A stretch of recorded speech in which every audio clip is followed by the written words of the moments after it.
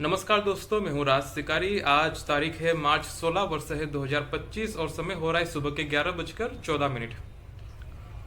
बात करनी है एक बैंक को लेके जिसका नाम है इंडक्शन बैंक।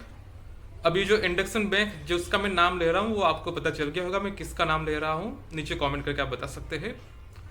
इसकी कुछ गड़बड़ियां हुई थी अभी हाल ही में, जिसके चलते इन्हें लगभग 1500 करोड़ रुपए का नुकसान हुआ है। और ये इतना बड़ा नुकसान है कि इतना कितनी कंपनियों के साल भर के नेट प्रॉफिट भी नहीं हो पाते। इतना बड़ा नुकसान इनसे हुआ है और मुझे हैरानी होती है कि गलती अगर होती भी है तो छोटी हो सकती है, एक दो बार हो सकती है, मगर इतनी बड़ी गलती कि 1500 करोड़ का नुकसान हो गया तो सामान्य रूप से ये गलती पे किसी का ध्यान नहीं गया या फिर ये गलती होती रही और इस तरीके से 1500 करोड़ का लॉस हुआ। इसको लेके काफी हैरानी हुई। जो बैंकिंग सेक्टर था वहां पे काफी हलचल हो गई, लोगों में एक तरीके से डर फैल गया, शेयर मार्केट में गिरावट आ गई इनके शेयर वगैरह में। आरबीआई ने फिर एडवाइजरी जाहिर कर दी कि सब कुछ ठीक है, सब कुछ बढ़िया है, मगर फिर भी चीजें गड़बड़ रहती है। एक तरीके से लोग सरकार के ऊपर भी आरोप डाल रहे हैं कि सरकार की पॉलिसियां कैसी चल रही है, बैंकिंग सेक्टर में कोई रेगुलेटरी है कि नहीं है। बहुत सारी चीजें पिछले कई समय में हमने देखा कि कितने ही छोटे मोटे बैंक डूब चुके हैं।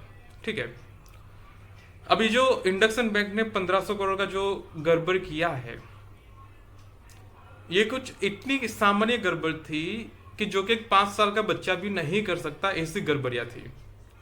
उदाहरण के रूप से अगर आप किसी 5 साल के बच्चे को बताएंगे कि भाई कुत्ते से दूर रहो, या फिर साइकिल कैसे चलानी है, या फिर पतंग कैसे उड़ानी है, एक 5 साल का बच्चा भी ये सब चीजें सीख सकता है। यानी कि जो गलती थी वो इतनी बड़ी गलती नहीं थी, मगर फिर भी हुई। एक 5 साल का बच्चा जो गलती नहीं कर सकता, वो गलती इन बैंक में बैठे हुए बैंकरों ने की। बैंक में काम करने वालों को बैंकर ही कहा जाता है मुख्य रूप से, तो बैंकर ही कहते हैं एक तरीके से। बेसिकली अगर मैं टेक्निकल बात करूं तो टेक्निकल बात ये थी कि जब भी कोई बैंक अपने पैसों को थोड़ा इन्वेस्ट करती है, उसके ऊपर पैसे बनाने का प्रयास करती है, ट्रेडिंग वगैरह करती है, तो उसमें ना हमेशा जोखिम रहता है कि या तो प्रॉफिट होगा या तो लॉस होगा, 50-50 पॉसिबिलिटी रहती है। तो इसको नलिफाई करने के लिए या फिर नेगेटिव करने के लिए बहुत सारे बैंक है और जो फंड मैनेजर होते हैं वो ये करते हैं कि जहां पे लॉस होने की संभावना होती है वहां पे एक अपोजिट ट्रेड ले लेते हैं। अपोजिट ट्रेड ले लेते हैं यानी कि अगर बात करें फॉरेक्स की या क्रिप्टो की या स्टॉक मार्केट की, जो भी बात करें, वहां पे दो चांस होते हैं, या तो प्रॉफिट होगा या तो लॉस होगा। मगर मुख्य रूप से जो लॉस वाली साइड होती है वहां पे भी अगर आप अपोजिट ट्रेड खोल के बैठ जाए तो वहां पे भी आपको लॉस नहीं होगा, एक तरीके से ऐसा माना जाता है।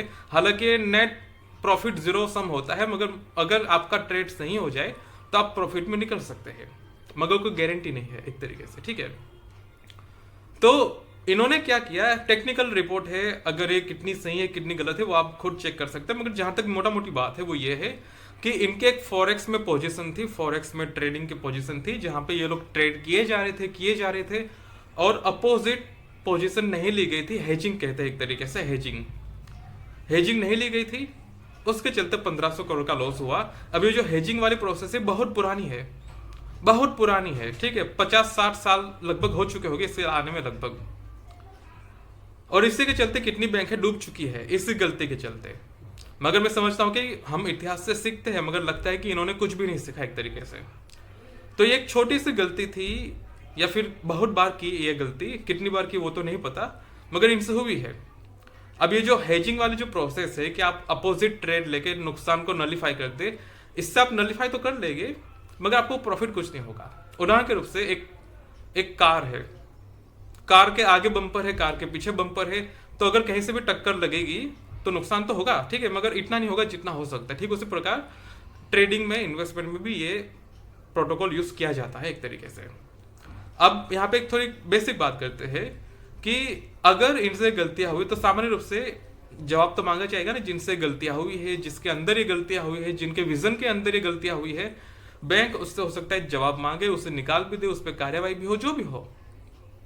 मगर एक चीज मैं देखता हूं कि जब हमारे जैसे पढ़े लिखे लोग डबल डिग्रियां लेके मास्टर्स करने के बाद जब इन बैंकों के पास नौकरी लेने के लिए जाते हैं, तब यही लोग हमें मना कर देते हैं कि नहीं आपके पास तो अनुभव नहीं है, आपको तो एक्सपीरियंस नहीं है, आपको तो ये नहीं आता, वो नहीं आता। मगर जब यही लोग अंडर बैठ के ये सब गड़बड़ करते हैं, वहां पे कोई जवाबदेही नहीं। और ये जो निवेशकों के शेयर मार्केट में जिनको पैसे डूब गए, लगभग 27% स्टॉक गिर चुका था इनका, इंडक्शन बैंक का। ठीक है, 27% जिनका पैसा डूब चुका उसकी तो कोई जिम्मेदारी नहीं, क्योंकि शेयर मार्केट में कोई जिम्मेदारी होती भी नहीं है एक तरीके से। वो है ना, यूपी में जो लिखा होता है बसों के पीछे की सवारी अपनी खुद जिम्मेदार, ठीक उसी प्रकार होता है कि भाई आपने पैसे इन्वेस्ट किए, आपकी जिम्मेदारी, ठीक है। और यहाँ तक कि आप जो बैंक में एफडी वगैरह भी करवाते हैं उसके ऊपर भी आपको लिख के दे दिया जाता है कि ये जो फिक्स डिपॉजिट की रेट है ये कभी भी हम बदल सकते हैं, यानी कि आप तो कभी भी लॉस में जा सकते हैं, मगर लेक करते नहीं है, मगर जिस दिन जरूरत पड़ेगी उस दिन आपका फिक्स डिपॉजिट का रेट भी कम कर देंगे अगर उन्हें नुकसान का सामना करना पड़ा तो। क्योंकि आपको समझना पड़ेगा लोकतंत्र में और एक तरीके से कस्टमर बिजनेस फील्ड में जिसे नुकसान उठाना पड़ता है वो केवल एंड कंज्यूमर ही होता है। फिर चाहे तुम लोकतंत्र की बात करो, बिजनेस की बात करो, बीच के जो जितने भी लोग होते हैं, चोटी के जो लोग होते हैं, वो सब अपना फायदा लेके निकल जाते हैं और आखिरी नुकसान जो होता है वो कस्टमर का होता है। तो मैं यही कहता हूँ कि जो बैंक होते हैं, जो कंपनी होती है बड़ी बड़ी, जब पढ़े लिखे लड़के लड़कियां इनके पास नौकरी मांगने के लिए जाते हैं तो ये लोग उन्हें निकाल देते हैं, कहते हैं कि आपके पास तो अनुभव नहीं है, आपके तो नंबर गलत है, आपके पास तो एक्सपीरियंस नहीं है। और यही लोग जिन्हें हायर करते हैं, जो बैंकर होते हैं, जो टॉप की पोजीशन में जाके बैठते हैं, वो ये करते हैं। और ये बहुत जगह पे हमें देखने को मिलता है और ये होता ही है, ठीक है। इसको लेकर आप क्या ही किसी को दोष देंगे, क्योंकि एक तरीके से सभी जगह पे फेवरेटिज्म चलता है, फेवरिज्म या फिर प्रायोरिटी दी जाती है अपने लोगों को, अपने परिवार के लोगों को, अपनी जाति के लोगों को, अपने धर्म के लोगों को। वहां पे क्राइटेरिया नहीं देखा जाता।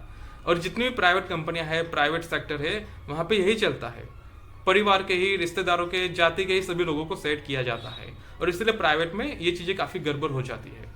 प्राइवेट में अगर आप अपने आप को स्थापित करना चाहते हैं, अपने आप को एक रेगुलर जॉब प्राप्त करना चाहते हैं, तो काफी मुश्किल काम है, क्योंकि वहां पे आपकी जाति वगैरह सब कुछ देखा जाता है और आपको निकालने का कोई भी बहाना ढूंढा जाएगा कि कैसे आपको निकाला जाए। तो ये था मेरा वीडियो मैसेज। आपको जो विचार हो नीचे कमेंट करके जरूर बताएं। सो इट इज मी राज शिकारी साइनिंग ऑफ।